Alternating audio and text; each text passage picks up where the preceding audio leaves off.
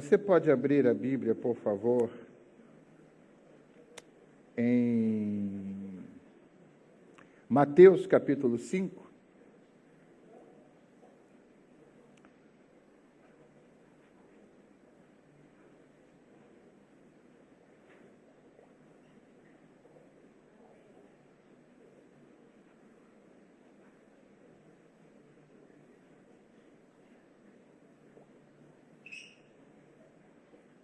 Mateus, no capítulo 5. Nós não leremos todo,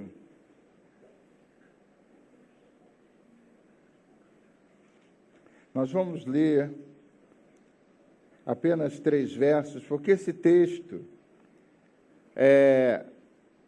como eu vou dizer aqui, não vale a pena você lê-lo tão somente uma parte pequena.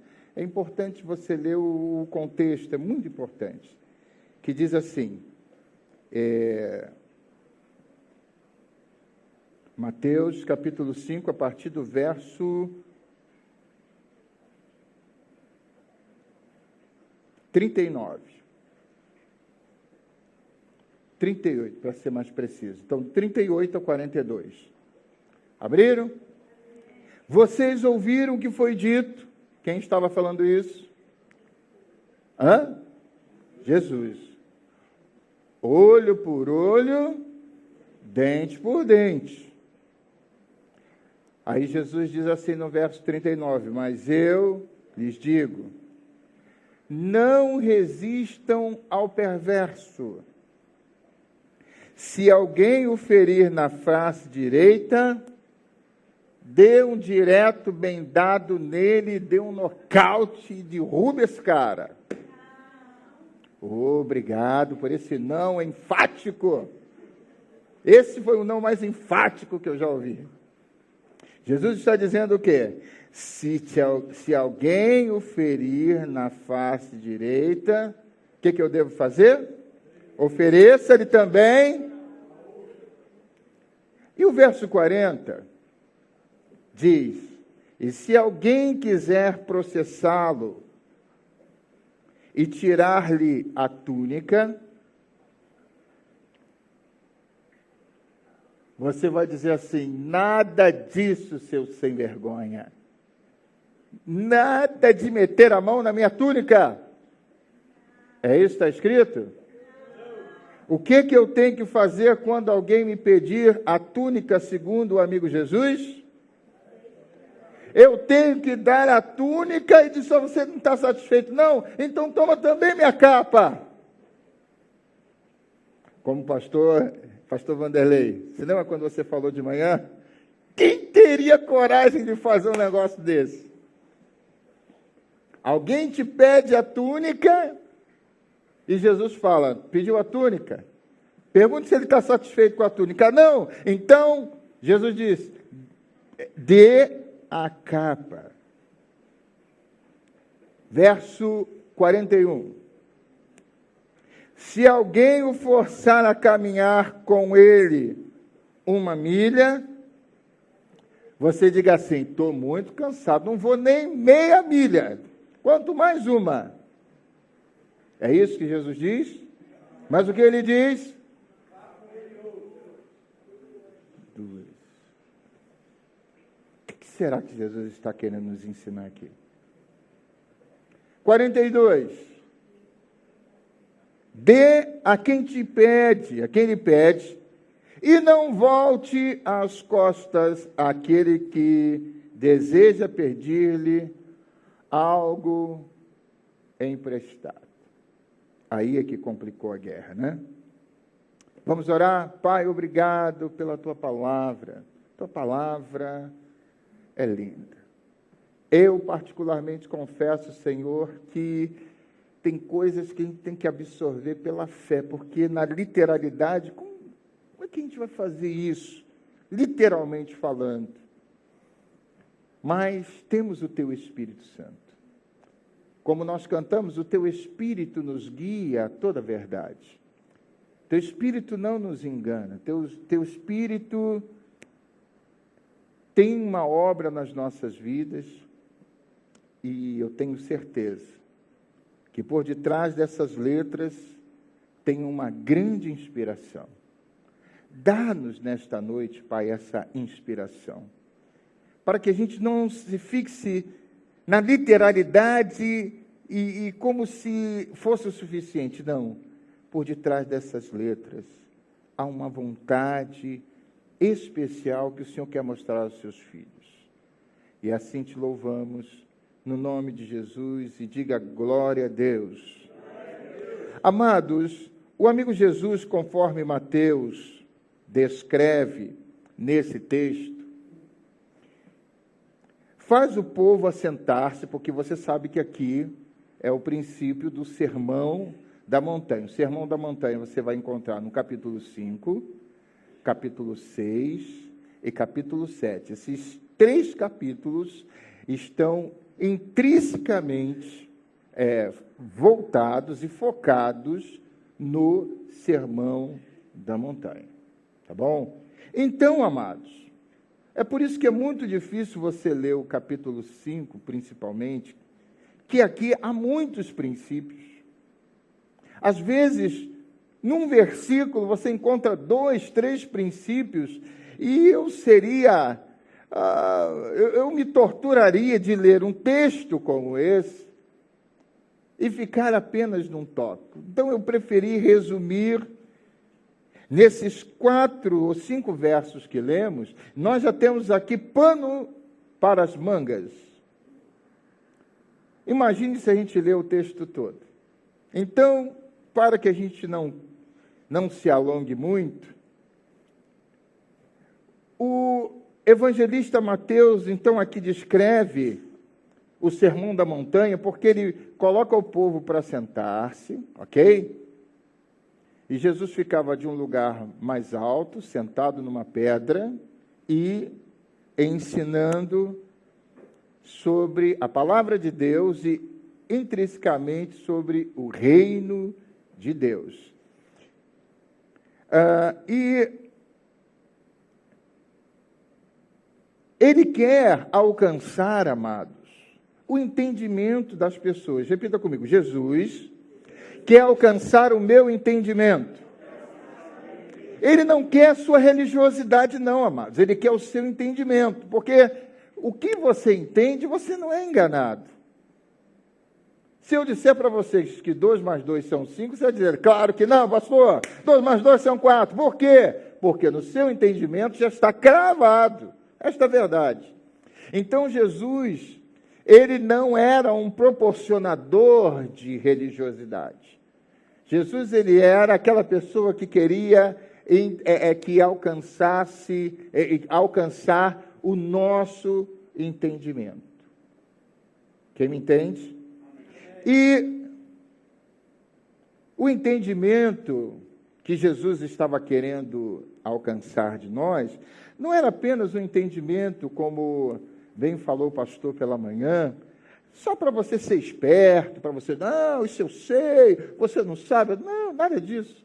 É um entendimento para que nós alcancemos o caminho da felicidade. Porque eu acho que não há um ser humano aqui, e nem em lugar nenhum, que não queira ser feliz. Como alguém disse, o traficante, ele trafica porque ele quer ser feliz. O adúltero adultera porque ele quer ser feliz. Não é assim? Ele quer, não, se eu fizer isso, eu vou ser feliz. Então, a tese, a máxima é ser feliz. E Jesus, ele se assenta, e as pessoas ali, a multidão também se assenta, e ele começa a ensinar esse caminho da felicidade. Né? Se você começar pelas bem-aventuranças, ele começa dizendo feliz, ou em outras versões, bem-aventurado, que é a mesma coisa. Ok? E por aí vai. Amados, o amigo Jesus, então, fala aquela multidão de uma forma que não os deixavam cansados. Não os deixavam cansados. Como eu gostaria de ter uma palavra, queridos, um dia vou chegar lá, que não cansasse os meus irmãos. puxa, pastor, pode pregar, pode pregar, pode pregar. Jesus era assim. Quanto mais ele falava, mais as pessoas tinham vontade de ouvi-lo. Tá? A gente prega aqui meia hora, o pessoal já está. Ai. Puxa, Jesus pregava horas e horas e horas, o pessoal estava lá. Até esquecia da hora. Então, amados, ele não, como Jesus pregava, não deixavam as pessoas cansadas.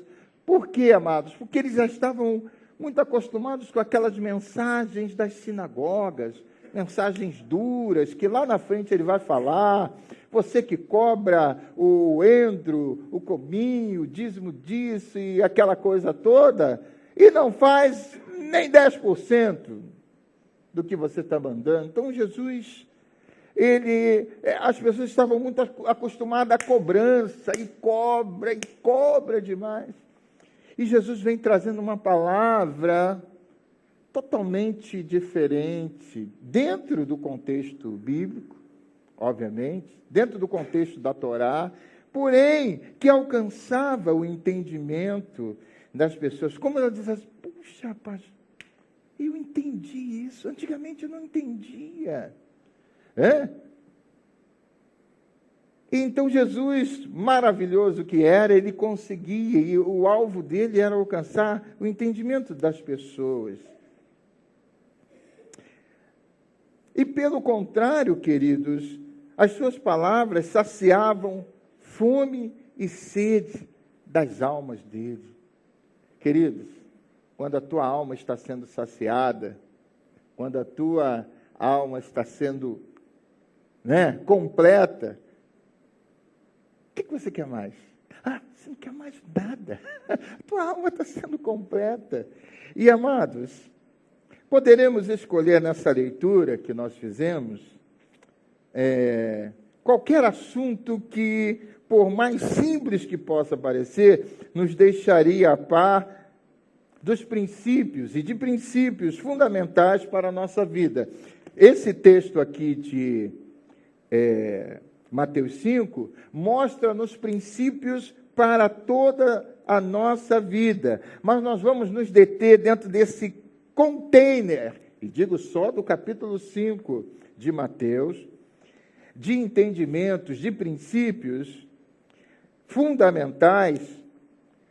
Nós vamos nos deter apenas dos versos 40 ao 42. E vamos ler de novo o que diz aí? E se alguém quiser processá-lo e tirar-lhe a túnica, deixe que leve também a capa. Eu estou falando assim bem calmo, porque eu fico imaginando isso aqui de coração, literalmente. Não é verdade? É muito bonito nós lermos, mas assim como você, eu também sou confrontado com essa palavra. Essa palavra é como diz lá em Hebreus 4:12, ela corta para tudo quanto é lado, não corta só para aí, não, corta para cá também. E ele diz aqui, se alguém, verso 41, forçar a caminhar com ele 1 milha, vá com ele 2. Dê a quem te pede, e não volte as costas àquele que deseja pedir-lhe algo emprestado. Nós temos que encarar esse texto. Você e eu e você. Olhe para o lado e diga, meu irmão, temos que encarar esse texto. Nós temos que aprender alguma coisa aqui. Isso aí. Não podemos passar esse texto sem aprender alguma coisa. Temos que ser profundamente honestos. Em primeiro lugar, como eu já sou de cara, eu acho que eu não consigo fazer isso na literalidade. Deveria. Queridos, mas melhor do que nos apossarmos ou de nós apostarmos na literalidade do texto, é tentarmos ver o que o amigo Jesus está ensinando por detrás das suas palavras. A minha mãe costumava dizer que, para quem sabe ler,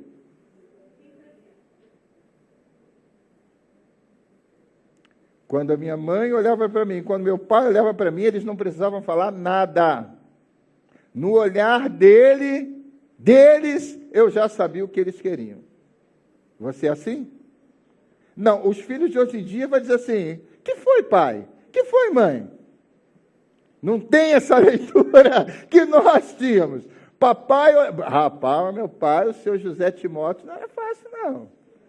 Pernambucano, retado, ele pegava firme aqui no Marcos Timóteo Silva dos Santos. Mas ele olhava, a gente já fazia a leitura. E, amados, não obstante, eu creio que Jesus quer que a gente faça uma leitura do que ele está falando, além dessas letras. Ok? Ele quer que a gente enxergue algo um pouco mais além do que a literalidade. Ele não quer que você seja, com certeza, como o chamado Francisco de Assis. Vai lá, vende tudo e vai ficar vivendo aqui. Creio que não seja esse o caso. Assim eu creio. Mas que ele quer falar algo com a gente, ele quer. Quem concorda comigo? Amém. Amados, só para lembrá-los que ele disse sobre cortar a mão. Se lembra? Eu quero só fazer um paralelo com você. Jesus, ele diz que se a sua mão te fizer pecar, você deve cortá-la. Isso é a literalidade do texto.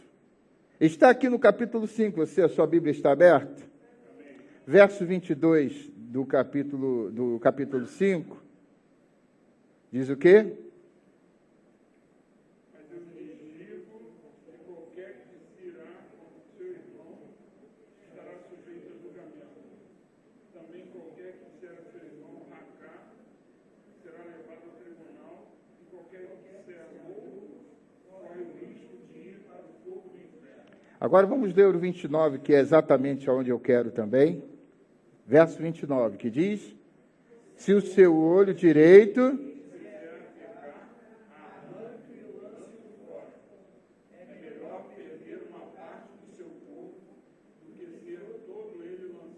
E o verso 30, o que diz? Se a sua mão direita o fizer pecar, corte-a e lance-a fora. É melhor perder uma parte do seu corpo do que ir todo ele para o inferno. Agora eu pergunto, isso é literal? Não. Senão, a gente teria que ter um monte de manetas aqui. Né? A começar de mim. É verdade. Todos seriam manetas. Isso, mula sem cabeça. Então, Jesus está querendo nos ensinar algo debaixo dessa palavra tão radical. Você entende o que eu quero dizer? Ele quer que você seja sensível para entender o que ele quer falar por detrás dessas letras. Porque, obviamente, se a tua alma for tão pecadora assim, pode arrancar a mão, pode arrancar o pé, pode arrancar até a cabeça, mas o pecado vai continuar ali. Tem jeito. Então, ele está dizendo, ele quer nos ensinar algo, nós, graças a Deus, com as duas mãos. Quem tem duas mãos? Obrigado, Jesus.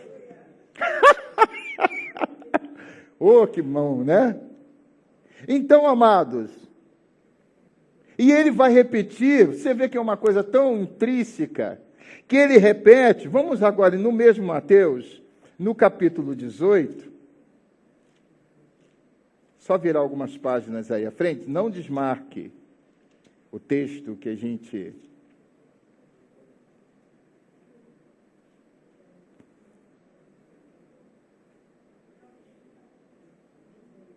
Ele repete aqui num outro momento, a mesmíssima coisa. Verso 8, o que diz? 18, 8. Mateus 18, 8. Que diz?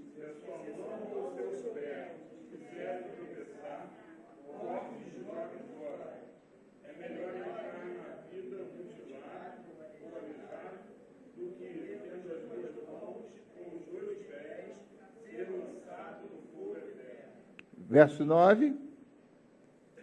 Se seu olho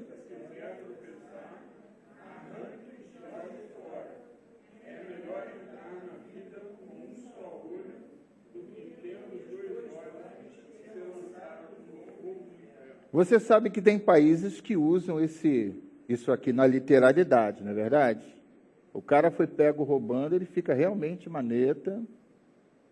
E tu vê o camarada lá sem as mãos, ou sem uma das mãos, já sabe que foi o castigo literal que ele recebeu. Porém, claro que apesar de Jesus ter repetido uma coisa tão dura como essa, e obviamente ele deve ter pego alguma condição, alguma situação da sua ocasião, ele quer nos falar algo, como tenho insistido nessa tecla, e eu faço uma pergunta para vocês. Vamos ou não, agora voltando lá ao nosso texto de 5:40.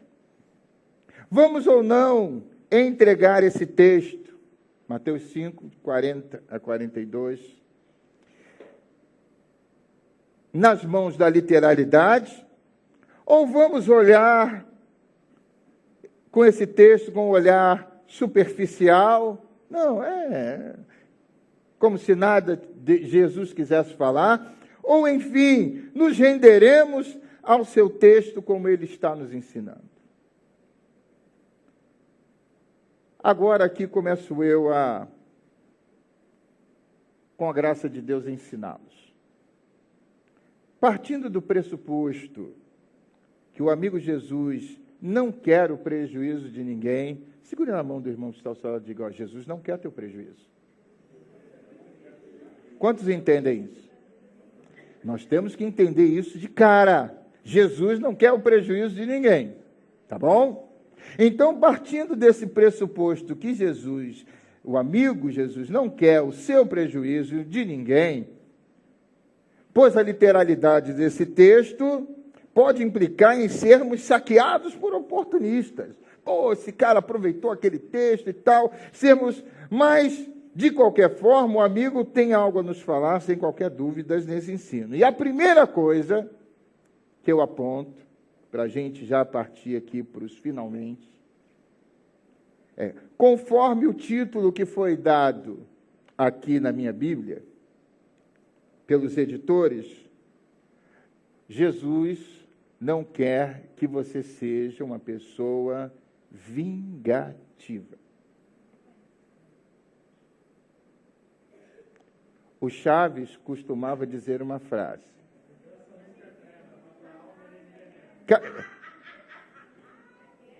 Pode falar que eu não sei. Pode falar a frase que eu não sei.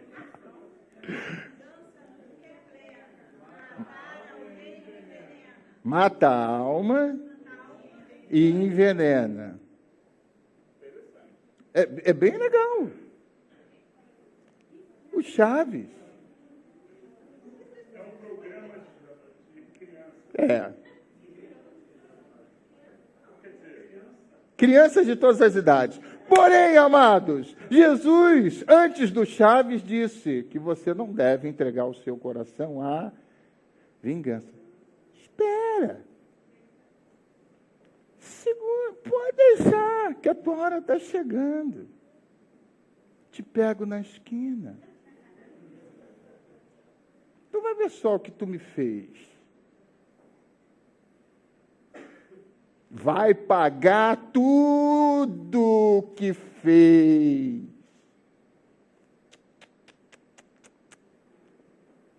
Jesus não quer que nós entregamos o nosso coração à vingança. E Deus é muito claro como diz: minha é a vingança. Entregue na mão do Senhor. Essa é a primeira lição de cara que entendemos desse texto. Não podemos entregar o nosso coração à vingança. Queridos, porque é muito fácil. É muito fácil você virar uma pessoa vingativa. Sabe por que eu não fiz isso contigo? Porque há 10, 15, 20, 30 anos atrás, tu me fez aquilo. Está pensando que eu esqueci?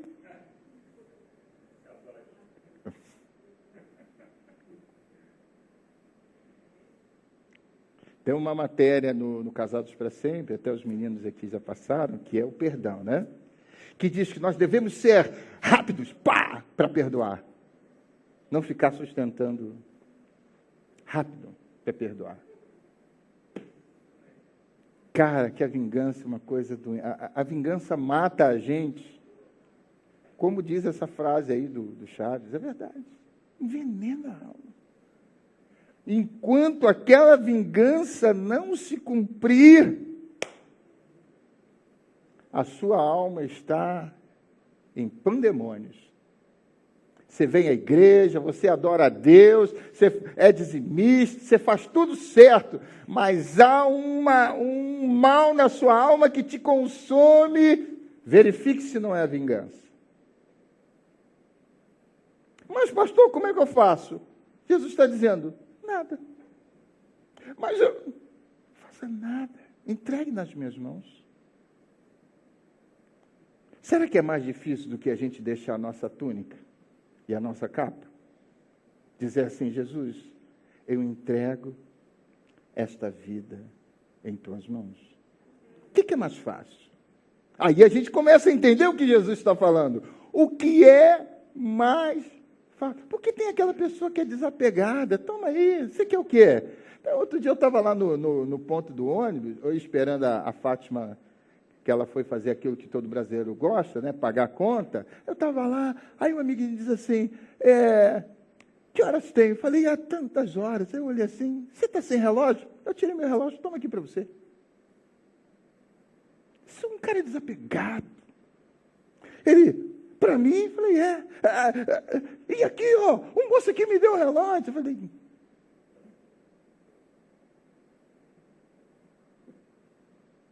é fácil, tem pessoas que são desapegadas, mas Jesus está falando que não teria problema de fazer isso, porque Jesus está falando de algo aí da sua alma, e nós somos apegados às coisas muito mais de alma do que materiais.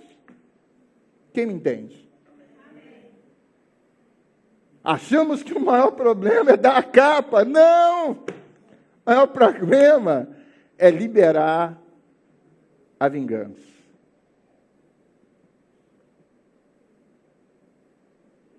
Queridos, essa é a primeira coisa que eu aprendo. Vamos para a segunda. Jesus fala aqui sobre o desprendimento das coisas que estão nas nossas mãos. Quais as coisas que estão na sua mão?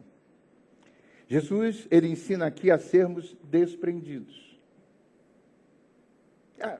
Não ser uma pessoa questionadora. Não ser uma pessoa que tudo tem que pagar. Não. Tem tudo. Eu estava falando ontem aqui com o pessoal do Casado sobre a questão do valor e do preço. Tem coisas que não tem preço. Se você paga é porque tem. E se você não paga é porque não tem preço. É preço e valor. Qual o valor dessas almas que vão se batizar hoje? Não, melhor. Valor é grande. O preço. Qual o preço dessas almas aqui? Qual o dinheiro que pagaria a salvação dessas almas? Nenhum. Por quê? Porque eles não têm preço. Vocês têm valor. E se eles têm valor, aplauda o Senhor, por favor. Mais forte, amado. Isso é muito bom.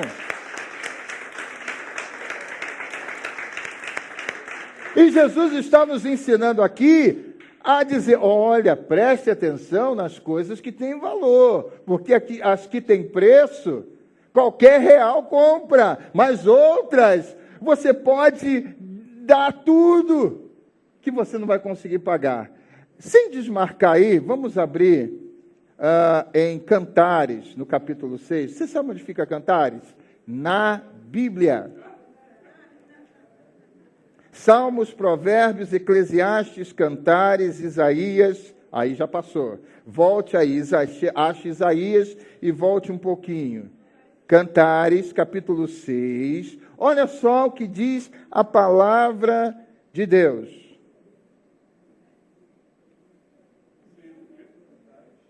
Espera aí. Cântico dos Cânticos. Deixa eu achar aqui o texto que... Cântico dos Cânticos. Ah, tá. Perdão, é capítulo 8, verso 7. Podemos ler do 6. Marque aí. Cantares 8, verso 6 e verso 7. Você pode ler comigo, por favor, o que diz aí? Coloque-me como um selo sobre o seu coração, como um selo sobre o seu braço. Pois o amor é tão forte quanto a morte, e o ciúme é tão inflexível quanto a sepultura.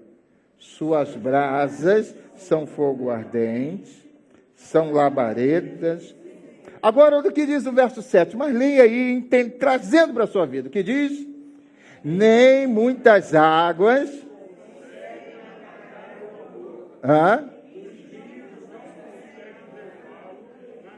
E segure. O texto não acabou aí. O verso não acabou aí. Preste atenção que o Espírito Santo colocou nas mãos, obviamente, no coração de Salomão. Agora leia o restante desse verso. Se alguém oferecesse todas as riquezas da sua casa para adquirir o amor, o que aconteceria? Por quê? Porque tem valor, não tem preço. Você pode dizer para o irmão que está ao seu lado, você tem valor. O preço Jesus já pagou na cruz. Seria desprezado. Você tem valor, mocinha. Você tem valor. Vai ter mais ainda como passar. Oh, mas claro, mas já está perto. Entenderam a diferença, amados? Quantos entenderam? Amém. A diferença entre valor e preço. O que tem preço, você paga. O que tem valor, não tem como você pagar. E Jesus estava nos mostrando, vamos voltar lá, Mateus 5. Jesus estava nos mostrando aqui, olha, eu quero mostrar para vocês o que tem valor. Esse momento aqui tem valor ou tem preço, queridos? Não ouvi. Esse momento aqui tem valor ou tem preço? Por que tem valor? Porque ninguém pode comprar o que você está recebendo de Cristo aqui nessa noite. Ninguém pode comprar. Ninguém pode pagar o que Cristo está te dando hoje. É esse o ensinamento que Jesus está nos dando com esse texto das túnicas e das capas. Porque você pode ter certeza que Jesus não está preocupado nem com um nem com o outro. Mas Ele está preocupado que tem valor na sua vida, que tem preço na sua vida. E concluo, queridos, se assim tem que fazê-lo,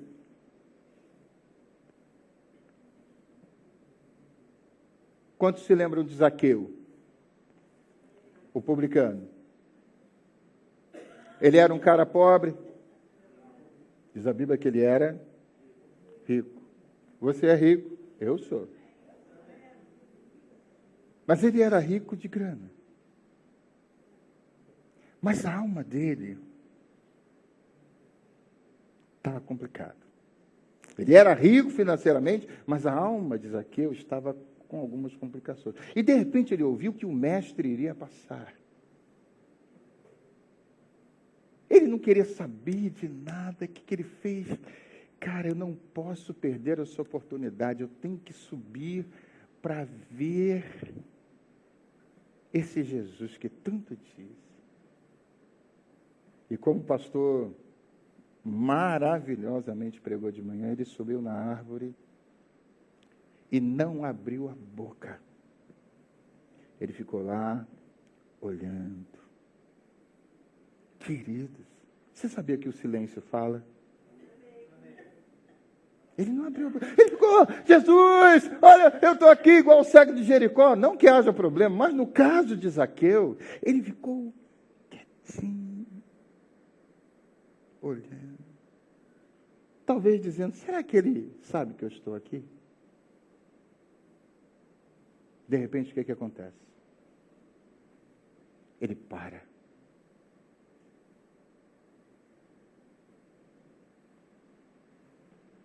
Zaqueu. Aleluia. Ele sabe tudo.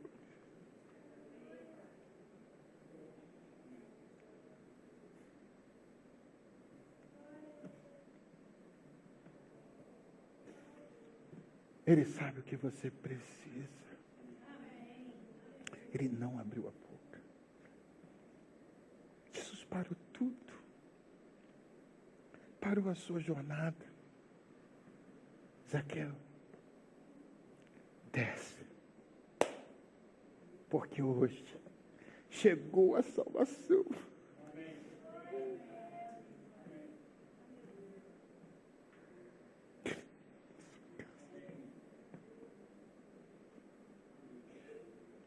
Jesus mostrou a ele o valor que ele tem. Jesus te trouxe aqui para mostrar o valor que você tem. Vocês que vão se batizar, ouça, vocês têm valor para Deus. Jesus achou vocês quando vocês menos o procuraram.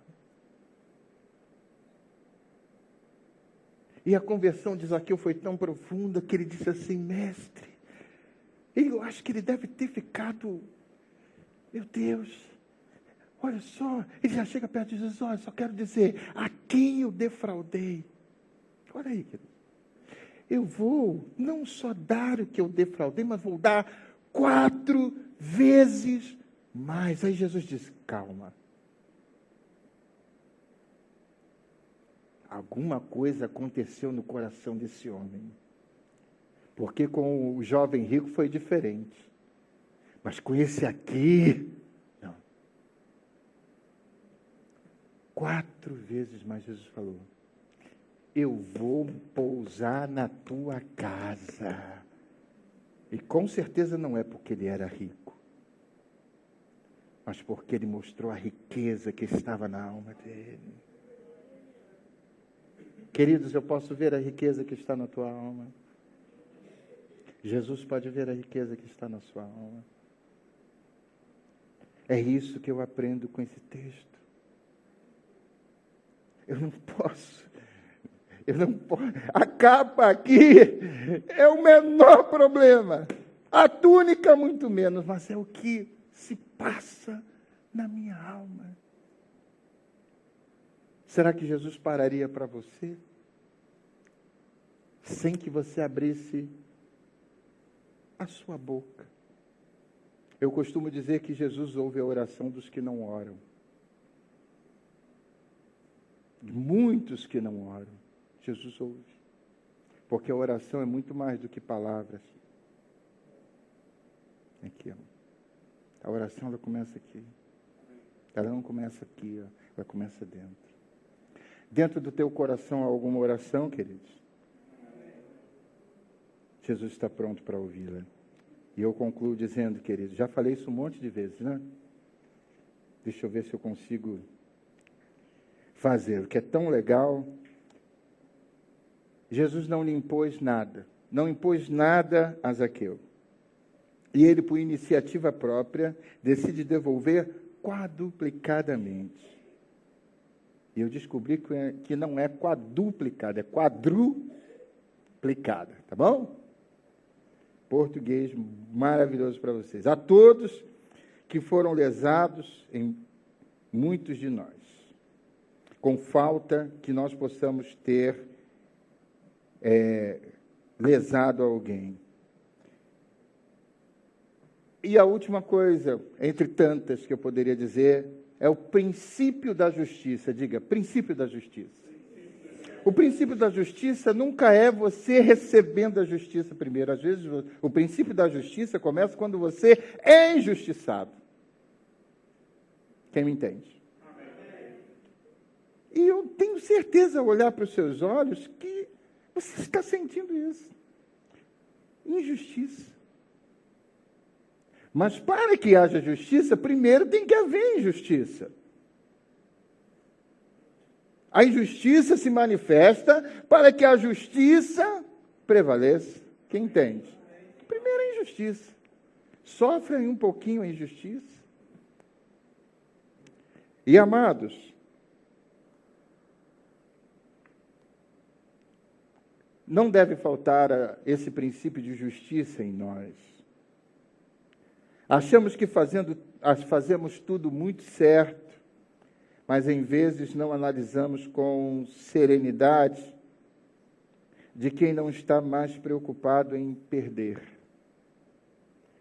pois considera que em Cristo ganhou todas as coisas. Diga, em Cristo, eu já ganhei todas as coisas. Por isso, Jesus falou, pode dar a capa, dá a túnica, você já ganhou. Já ganhou, rapaz. Você está preocupado com capa? Você está preocupado com túnica? Você já ganhou. Mais do que todos. E aí sim, abra comigo 2 Coríntios, no capítulo 2. Se você puder sublinhar esse verso que eu amo de paixão, também, como toda a Bíblia. 2 Coríntios, capítulo 2.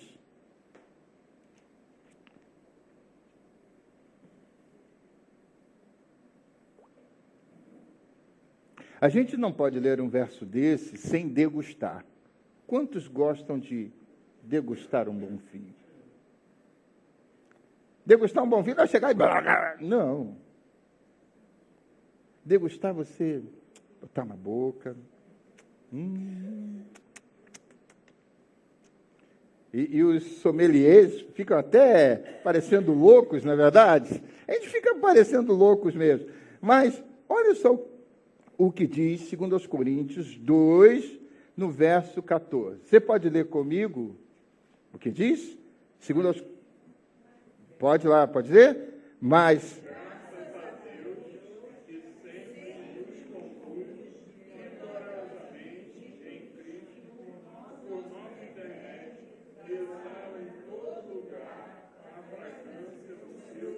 Verso 15. Aleluia.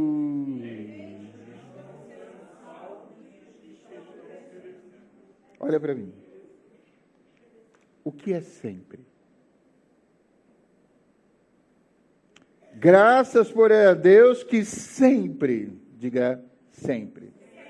Mesmo quando você tem que dar a sua capa, mesmo quando você tem que dar a sua túnica, mesmo quando você se sente injustiçado, ele diz, sempre. Isso eu sei que é loucura. Pastor Vanderlei pregou de manhã também outra loucura. Estou com ele. Louco por louco, vamos ser louco de verdade. Vamos ser louco, mas um louco baseado na loucura do Evangelho. Se é para ser louco, vamos ser louco. Ele diz, sempre, diga sempre. Diga mais uma vez. Agora eu pergunto para você, quando é sempre? Todo tempo. Every time. God. Meu professor de inglês ali, grande Rodrigo. Sempre. Sempre. Olha só, queridos, por isso que eu falei para a gente degustar. Sempre nos conduz de que forma? Pô, mas eu estou dando a capa. Estou vencendo? Mas eu estou dando a túnica. Eu estou vencendo. Mas eu estou sendo injustiçado, eu estou vencendo. Mas eu estou sendo alvo de fofoca, eu estou vencendo. Sempre. Diga sempre. Pastor, eu estou perdendo. Sempre. Quando você está em Cristo? Vamos ler de novo o texto que diz, verso 14, mas graças a Deus que sempre...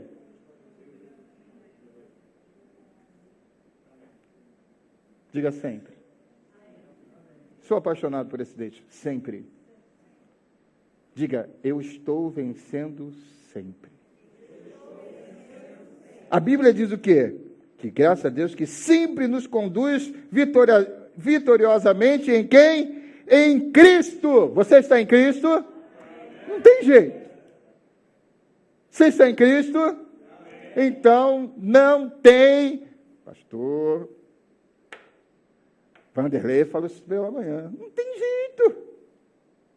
Sempre estamos vencendo. Mas estamos com dívida, mas estamos vencendo. É loucura mesmo. Eu acho que Deus, sabe, pastor, às vezes nos deixa a gente passar isso para ver se a gente é louco de verdade. E, amados, eu decidi ser louco por Jesus. E o próprio apóstolo Paulo diz que a loucura do mundo não excede a sabedoria de Deus. E a loucura de Deus é muito mais sábia do que a sabedoria do mundo. Então, meu querido, eu vou ficar com a loucura de Deus e dar licença.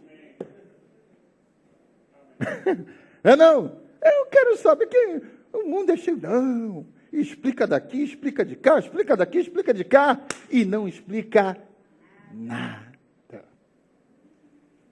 Pelo menos eu sei que a loucura de Deus, o final é glória, vitória, vida eterna. Acabou. Estou nem aí, meu irmão. Vamos ficar de pé, queridos. Você pode fechar os seus olhos. Que bom que você está feliz. Obrigado, Senhor, pela tua palavra. Obrigado pelos nossos irmãos que vão se batizar hoje. Que estão nesse contexto de que o Senhor é aquele que está conosco. Obrigado, Senhor. Só tenho que te agradecer. Obrigado, Senhor. Sentimos a tua paz. Você sente a paz de Cristo? Talvez você não tenha nem pedido, mas Ele está te dando paz. Queridos, e a paz hoje no coração não tem preço. Paz, drogas não te dá. Adultério, mas Cristo é o príncipe da paz. Queridos, Ele resolve os embolos mais profundos da alma do homem. Não tem jeito. Porque Ele conhece os caminhos da tua alma. E eu sei que Ele pode fazer algo que você vai te surpreender. Coloque a sua mão, por favor, em direção ao seu coração. Diga, Senhor, eu confio na tua palavra. E dela não vou me desviar. Porque a tua palavra é lâmpada para os meus pés e luz para o meu caminho. Obrigado, Senhor, pela tua bondade, pela tua vida na minha humilde vida. Já te adoramos, te bendizemos, no nome de Jesus. Você pode dizer glória a Deus? E aplaudir o Senhor, você pode?